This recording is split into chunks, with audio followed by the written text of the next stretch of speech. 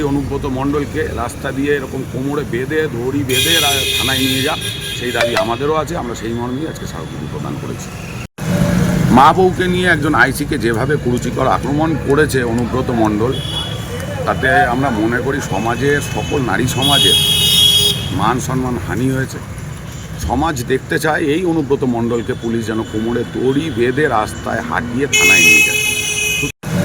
মা বউকে নিয়ে একজন আইসিকে যেভাবে কুরুচিকর আক্রমণ করেছে অনুব্রত মণ্ডল, তাতে আমরা মনে করি সমাজের সকল নারী সমাজের মান সম্মান হানি হয়েছে। সমাজ দেখতে চায় এই অনুব্রত মণ্ডলকে পুলিশ যেন কোমরে দড়ি বেঁধে রাস্তায় হাঁটিয়ে থানায় নিয়ে যায়। সুতরাং সেই মর্মেই আজকে আমাদের ভদ্রেশ্বর থানায় স্মারকলিপি প্রদান ছিল। পুলিশ চেষ্টা করেছে আমরা যেন এই স্মারকলিপি দিতে না পারি তাদের হাতে তুলে, কিন্তু পরবর্তীকালে পুলিশকে বেগ পেতে হয় এবং আমরা আজকে আমাদের স্মারকলিপি আইসির কাছে প্রদান করেছি।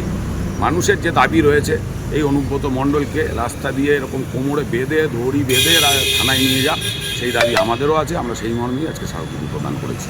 সুরেশ সাহু, হুগলি সাংগঠনিক জেলা বিজেপি সাধারণ